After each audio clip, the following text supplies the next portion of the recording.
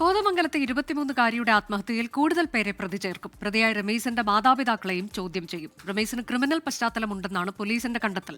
അന്വേഷണ സംഘം ഇന്ന് പ്രാഥമിക പോസ്റ്റ്മോർട്ടം റിപ്പോർട്ട് ശേഖരിക്കും. ലാൽകൃഷ്ണൻ വിവരങ്ങളുമായി. ലാൽകൃഷ്ണൻ, ഇന്നലെ തന്നെ റിപ്പോർട്ടുകൾ ഉണ്ടായിരുന്നു.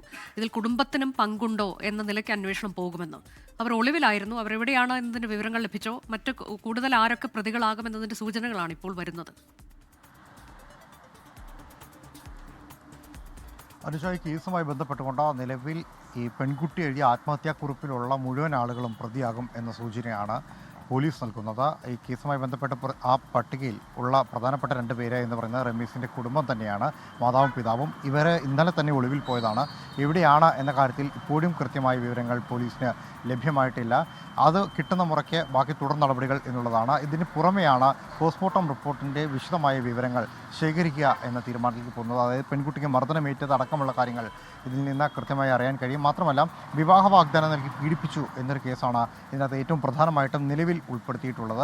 അതുമായി ബന്ധപ്പെട്ടുകൊണ്ടുള്ള കൂടുതൽ തെളിവ് ശേഖരണം അടക്കമുള്ള കാര്യങ്ങളിലേക്ക് പോകേണ്ടതുണ്ട്. അതുകൊണ്ട് തന്നെ ഇന്ന് കസ്റ്റഡി അപേക്ഷ നൽകുക എന്ന തീരുമാനത്തിലേക്കാണ് പോലീസ് പോകുന്നത്. അല്പസമയങ്ങൾക്കുള്ളിൽ കോതമംഗലം കോടതിയിൽ റമീസിനായിട്ടുള്ള കസ്റ്റഡി അപേക്ഷ നൽകും. വരും ദിവസങ്ങളിൽ കസ്റ്റഡിയിൽ വാങ്ങി വിശദമായി ചോദ്യം ചെയ്യും എന്ന കാര്യം കൂടി അറിയുന്നുണ്ട്. റമീസിൻ്റെ ഒരു പശ്ചാത്തലം എന്ന് പറയുന്നത് അത്ര സുഖകരമല്ല എന്ന കാര്യം പോലീസ് തന്നെ സൂചിപ്പിച്ചിട്ടുണ്ട്.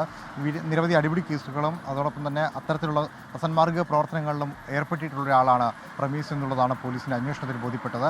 അതുകൂടി കേസിനെ ഏത് രീതിയിൽ സ്വാധീനിക്കും എന്നുള്ള കാര്യം കണ്ടറിയണം. മാത്രമല്ല, നിർബന്ധിത മതപരിവർത്തനം നടത്തുന്നതിൻ്റെ ഭാഗമായിട്ട് പെൺകുട്ടിയെ വീട്ടിൽ പൂട്ടിയിട്ടു എന്ന് പറയുന്ന സമയത്ത് ആ വീട്ടിൽ ആരൊക്കെ ഉണ്ടായിരുന്നു എന്ന കാര്യങ്ങളടക്കം പുറത്തു വരേണ്ടതുണ്ട്. ഇതിന് റമീസ് മാത്രമല്ല, റമീസിൻ്റെ മാതാപിതാക്കൾ അടക്കമുള്ള ആളുകളെ ചോദ്യം ചെയ്താൽ മാത്രമേ അത് സാധിക്കുകയുള്ളൂ.